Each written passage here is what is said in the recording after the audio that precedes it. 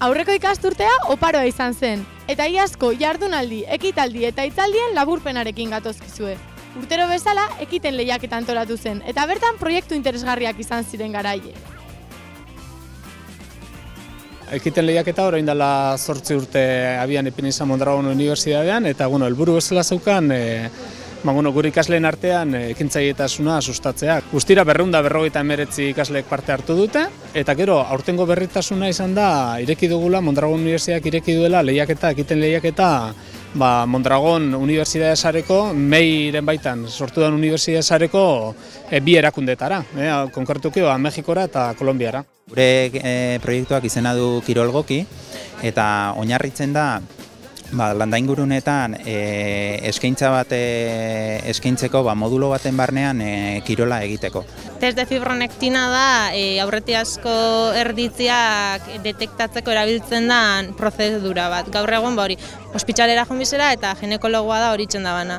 Eta gu proposona izaguna zen test hori etxian inalizatea emakumea bere buruari. Olako lehiaketa bat egotean ikusten dut oso aberasgarria dela, batez ere motivazio asko zaundixago delako proiektu bat itzen desunean.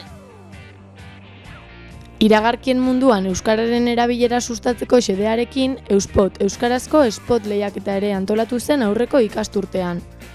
Guk erabaki dugu edatu batena jotzea ez da, beti pentsokoteo berrela zenatzeu, beti jende gaztiatik ez, unibertsitaio batiko, ez dakiz da, pentsa dugu originalo izateko edatu batena jutia eta pentsa genuen zein nobio pertsona ezagun bat baino ez, eta orduan goenkaleko Xoiona Pedro eta erina jo dugu. Ideia taldien okurreru jagu, ez da gure ideia bakarrik izan, eta azkenean klasien oinarte inditzugu lan batzuk, diela igual upor bat seriu hauak edo, eta ikusi dugu aukeria pintxopoteuan, aukeria mute zauela humoria sartzeko, eta azken finean hori da, pintxopotu humoria lagunekin egon. UE Zinema jardunaldian, Michel Gaztanbide gidoilariaren hitzaldia entzuteko aukera izan genuen, eta ikasleei gomendio batzuk eman zizkien. Hemos intentado centrar un poco lo que es el concepto de qué es un guionista, cuál es su trabajo, ¿no? Más que un constructor de qué es un constructor de cómo, más el cómo lo contamos que el qué contamos. Lo más importante, si quieres ser guionista, varias cosas. Primero, leer como un perro, todo tipo de cosas, todo lo que hagan tus manos, literatura de todo tipo. Ver muchísimo cine, ver cine además de manera no azarosa, sino específica, es decir, intentar ver a los maestros, intentar analizar tus películas y luego escribir todos los días, muchas horas. El guionista es un escritor, es alguien que tiene una disciplina de escritor, que pasa muchas horas sentado escribiendo, pero lo tiene que hacer con una cabeza de cineasta, ¿no? Pensando en imágenes. Magisteritzako ikasleek elkarte ezberdinetan 60 orduko voluntario lanak egin ostean, beraiek izandako esperientziak kontatu zizkiguten. Hori 3. mailan egiten dugun materia bada, jarduera soziokulturalak eta proiektuen kudeaketa.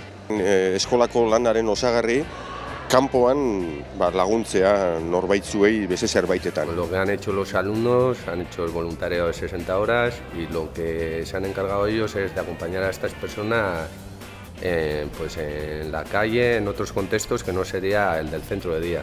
Bakazia hartu, pasioan urten, parkera jugun, pizkinara, olako azkenean autonomia libre bat ez dauken jentiakin, hori, tarte hori bete.